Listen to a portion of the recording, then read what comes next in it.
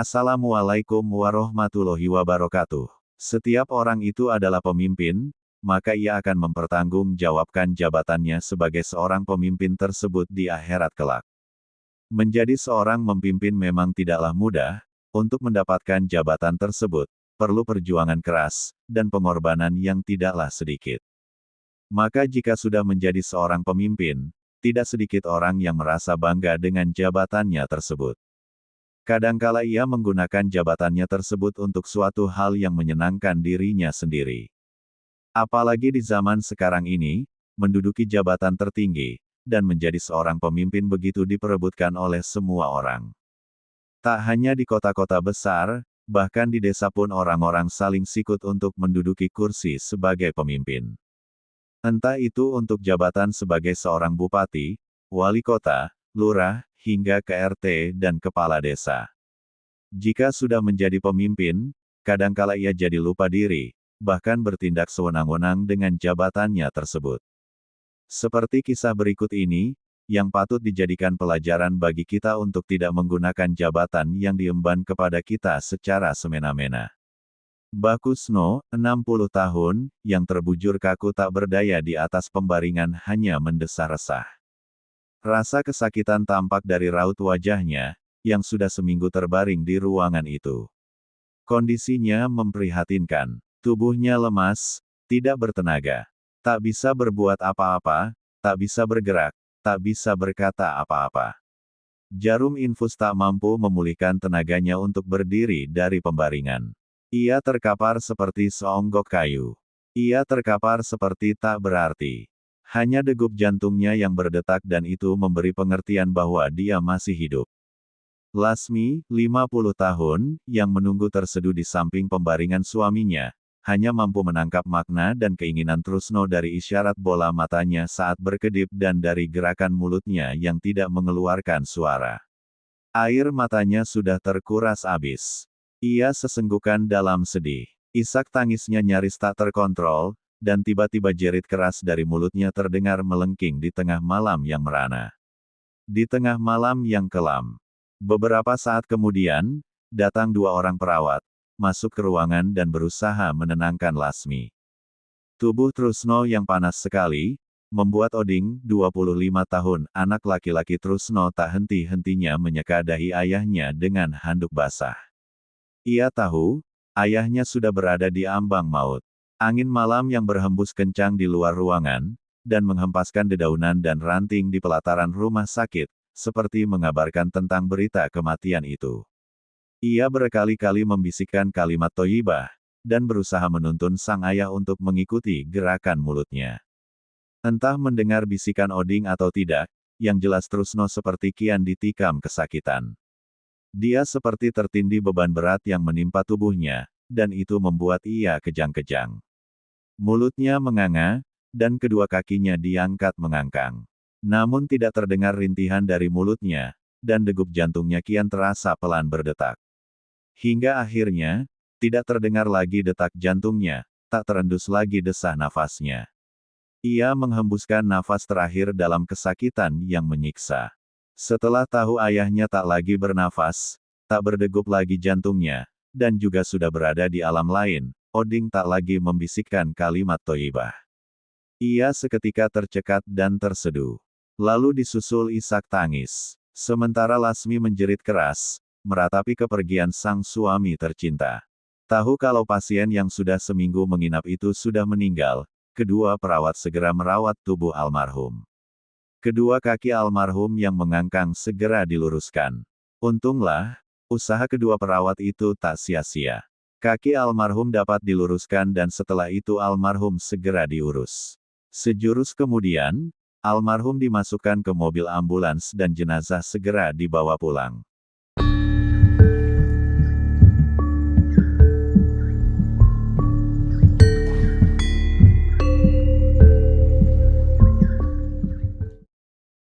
Mobil ambulans yang membawa jenazah itu tiba di rumah duka, tepat saat matahari sudah muncul dari ufuk timur. Suara sirine ambulans yang meraung-raung memasuki kampung Semangka, segera menjadi tanda kalau di kampung itu ada yang meninggal dunia. Karena tidak ada lagi warga yang menghuni rumah sakit sebagai pasien kecuali Trusno, maka kematiannya segera tersiar. Rumah Trusno seketika dirundung duka. Ratapan serta jerit tangis keluarga. Sementara itu, warga seketika berdatangan. Maklum, Trusno bukanlah orang biasa. Ia bukan orang sembarangan di kampung Semangka. Ia adalah seorang mantan lurah dan sudah puluhan tahun menjabat lurah. Tak ayal lagi jika banyak penduduk yang datang melayat. 2 jam setelah kedatangan jenazah di rumah duka, keluarga kemudian memutuskan segera merawat jenazah. Jenazah yang terbaring di ruang tengah lalu diangkat ke tempat pemandian jenazah tepat di samping rumah. Tetapi saat jenazah itu siap untuk dimandikan dan kain penutup almarhum disingkap, seketika keluarga dibuat tercengang. Karena dari mata jenazah, tiba-tiba keluar nanah. Matanya keluar nanah terus. Pokoknya kematian almarhum itu tak lazim atau tidak umum seperti layaknya orang kebanyakan. Nanah yang mengalir dari mata jenazah itu segera diseka dengan air. Namun, berkali-kali diseka, tetap saja leleran nanah mengalir terus. Diseka lagi, tapi nanah itu mengalir lagi. Nyaris keluarga putus asa dan menyerah. Sebab usaha memandikan jenazah itu tak kunjung usai semata-mata upaya membersihkan leleran nanah itu memakan waktu cukup lama. Hingga akhirnya, leleran cairan putih kekuning-kuningan itu sedikit demi sedikit mereda dan keluarga segera menutupnya dengan kapas. Usai dimandikan, jenazah disalatkan dan tak lama lagi diberangkatkan.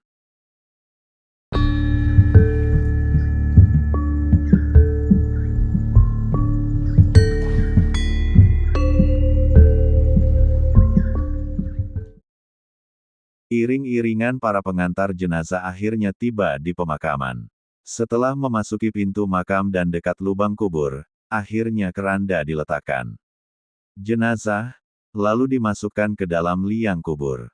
Setelah jenazah berada di liang kubur dan siap untuk ditimbun kembali dengan tanah, segera para penggali kubur mengambil cangkul dan mengayunkan cangkul pada gundukan tanah yang berada di samping liang kubur. Tetapi saat cangkul itu diayunkan, anehnya cangkul itu seperti membentur tanah gundukan. Berkali-kali cangkul diayunkan untuk membebas tanah gundukan, cangkul itu lagi-lagi membentur gundukan. Tanah itu seakan-akan sudah berubah menjadi batu yang sulit untuk dicangkul. Tanah itu seperti sudah mengeras.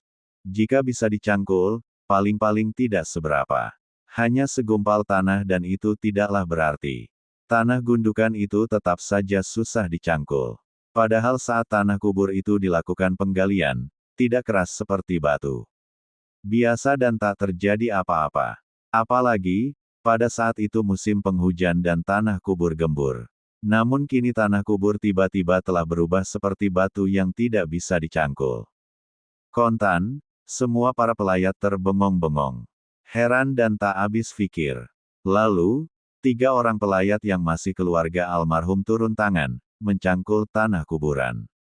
Lagi-lagi, hal yang sama dialami mereka. Tanah kubur tetap keras dan tak bisa dicangkul, bila ada yang tersangkut dicangkul, itu tidak berarti apa-apa. Keluarga panik setengah mati. Para pelayat juga tak mengerti dengan kejadian janggal ini. Beberapa pelayat lain pun mencoba turun tangan, mengayunkan cangkul dan hasilnya tetap nihil. Lubang kubur itu tetap tak bisa ditimbun kembali dengan tanah. Para pelayat menyerah, putus asa, dan angkat tangan. Ada apa dengan tanah gundukan ini? Kami sudah tidak sanggup mencangkul lagi, ucap salah seorang pelayat, sambil memandang ke arah Pak Modin. Ada apa dengan semua kejanggalan ini? Padahal, tanah ini tadi bisa digali. Kenapa kini, tanah ini tiba-tiba menjadi keras seperti batu? Kata yang lain, Pak Modin Suraji, 60 tahun orang yang biasa mengurus jenazah di kampung, hanya mendesah. Ia tak tahu apa yang harus diperbuat. Tapi, jenazah harus dikubur. Tanah galian itu haruslah ditimbunkan kembali ke liang kubur. Ia berpikir sejenak, lalu melangkah mendekat ke liang kubur. Sejenak kemudian, dia bercerita tentang kehidupan almarhum di masa lalu. Bapak-bapak yang hadir di sini, mungkin ini kejadian aneh yang pernah kita temukan. Tapi di balik semua ini, tentu ada hikmahnya. Mungkin ini balasan Allah terhadap almarhum. Sebab semua yang ada di sini, saya yakin kenal dengan almarhum. Pak Modin Suraji berhenti sejenak, menarik nafas panjang dan melanjutkan kata-katanya kembali di hadapan para pelayat. Sebenarnya saya tidak mau menceritakan tentang riwayat almarhum, tetapi saya tak bisa berbuat lain lagi. Ini semua sudah menjadi takdirnya. Inilah bukti nyata di depan mata kita sebagai balasan dari pemimpin yang lalim. Kita semua tahu almarhum adalah lurah di kampung ini, tapi dia bukannya menjadi panutan malah menjadi orang yang kurang ajar. Ia itu suka mengambil tanah anak yatim, diklaim sebagai tanah milik desa, lalu dijual. Alasannya untuk pembangunan. Padahal, itu adalah untuk menumpuk kekayaan pribadinya. Pemimpin kita ini rupanya juga tak mengindahkan larangan Allah. Ia berbuat zina dan menggauli istri orang. Lanjutnya mantap di depan para pelayat. Para pelayat hanya merunduk, menatap muka Pak Modin Suraji. Sejenak kemudian Pak Modin Suraji melanjutkan kata-katanya. Perlu diketahui, ia menjabat lurah puluhan tahun, banyak sekali kecurangan telah dia lakukan. Banyak tanah yang tak ada sertifikatnya diklaim miliknya. Bahkan ketika jadi lurah tahun 1970-an, ia menang dengan cara yang curang.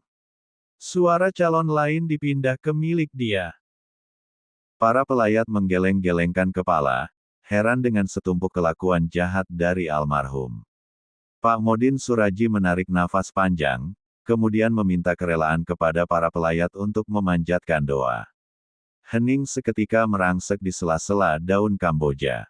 Senyap dan nyenyak terasa saat angin berhembus menghela tubuh para pelayat.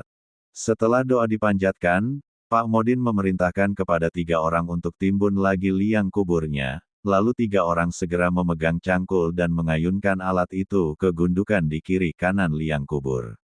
Di luar dugaan, yang hadir di pemakaman itu, ternyata tanah gundukan itu tidak lagi sekeras batu. Satu cangkulan diayunkan, segumpal tanah sedikit demi sedikit menutupi liang kubur itu dan akhirnya kubur Trusno tertutup dengan tanah. Lalu, para pelayat pulang, beriringan, di dalam hati mereka, tersimpan catatan muram tentang riwayat almarhum yang dulunya pernah menjadi pemimpin di kampung Semangka itu.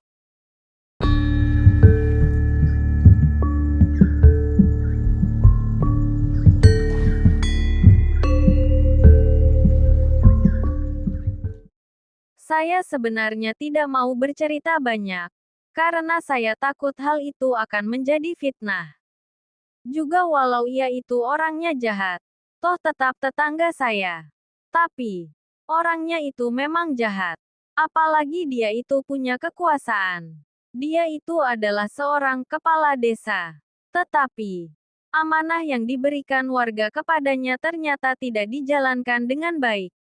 Dia malah bertindak sewenang-wenang. Ia acap kali menuduh orang macam-macam, lalu mengadukan ke polisi. Selain itu, dia kurang adil dan jujur dalam memimpin kampung ini. Sering menggelapkan tanah. Ketika meninggal, matanya keluar nanah terus. Pokoknya, kematiannya itu tidak lazim atau umum.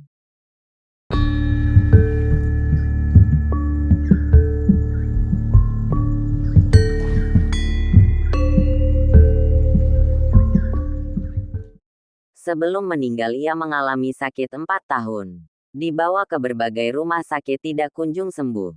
Berbagai obat diminum. Juga tak ada perubahan. Saat kondisinya kritis, dokter menyarankan untuk menginap di rumah sakit. Sebab, ia sudah tidak bisa berbuat apa-apa. Bergerak tak bisa. Hanya mata dan mulutnya yang bisa bergerak namun itu tidak bisa dimengerti arti dari gerakan mata dan mulutnya. Akhirnya ia meninggal di rumah sakit. Ketika meninggal, ada beberapa keanehan. Rupanya, keanehan itu membuat keluarga kaget dan kebingungan. Sebab almarhum meninggal dalam keadaan mengangkang dan matanya mengeluarkan nanah terus. Kejanggalan lain terjadi saat jenazah sudah dimasukkan ke dalam liang kubur. Dan liang kubur itu siap untuk ditutupi dengan tanah. Ternyata gundugan tanah penggalian itu tak bisa dicangkul. Kontan. Orang yang mengantar jenazah terbengong-bengong heran. Berkali-kali dicangkul. Tanah itu tetap keras seperti batu. Tapi jenazah harus dikubur. Sang Modin lalu bercerita tentang kehidupan almarhum yang dulunya adalah kepala desa. Dia suka mengambil tanah anak yatim. Diklaim sebagai tanah milik desa. Lalu dijual. Alasannya untuk pembangunan. Juga. Suka berbuat zina. Ia menjabat lurah puluhan tahun. Banyak kecurangan dilakukan saat dia menjabat. Banyak tanah yang tak ada sertifikat diklaim miliknya. Bahkan saat menjadi lurah tahun 1970-an ia terpilih karena curang. Suara calon lain dipindah ke milik dia. Saat itu kecurangan ini mudah terjadi. Sebab metode pengambilan suara dilakukan dengan cara memasukkan lidi ke kotak suara. Setelah Pak Modin bercerita riwayat hidup almarhum, penimbunan tanah liang kubur itu kemudian bisa dilaksanakan. Tanah tidak lagi keras seperti batu, meski masih agak susah dicangkul. Pelajaran dari kisah ini, kematian sudah cukup menjadi nasihat bagi mereka yang hidup, demikian kata Rasul. Tetapi kata-kata Rasul itu kerap tak diindahkan. Seakan kematian itu adalah tragedi biasa yang tak perlu direnungi lagi. Karenanya, setelah kematian berlalu dan lewat, kesedihan dan nasihat dari kematian tak lagi menyentuh hati. Padahal di balik kematian, apalagi kematian yang janggal, kerap memiliki hikmah yang bisa diambil sebagai pelajaran bagi mereka yang hidup. Seperti peristiwa keluarnya nanah saat jenazah mau dimandikan. Juga, kesulitan warga menimbulkan kembali tanah galian ke liang kubur. Ada apa dengan semua itu? Ada 3 pelajaran yang setidaknya bisa dipetik dari kisah di atas. Pertama, pemimpin harus dipahami sebagai pemegang amanat, bukan pemegang kuasa yang membuat kita lupa, lantas berbuat semaunya dan sewenang-wenang. Hai orang-orang yang beriman, hendaklah kamu menjadi orang-orang yang selalu menegakkan kebenaran karena Allah, menjadi saksi yang adil. Dan janganlah sekali-kali kebencian terhadap suatu kaum, mendorong kamu untuk berlaku tidak adil. Berlaku adillah karena adil itu lebih dekat kepada takwa, Al-Maidah 8. Kedua, pemimpin harus memberi contoh baik dan melindungi warganya dari perbuatan zina. Bukannya memberi contoh yang baik malahan dia sendiri berbuat zina. Padahal Allah sudah tegas melarang mendekati zina. Jangankan zina, mendekati saja sudah dilarang. Dalam Al-Quran, Allah berfirman, "Janganlah kalian mendekati zina." Al-Isra ayat 32.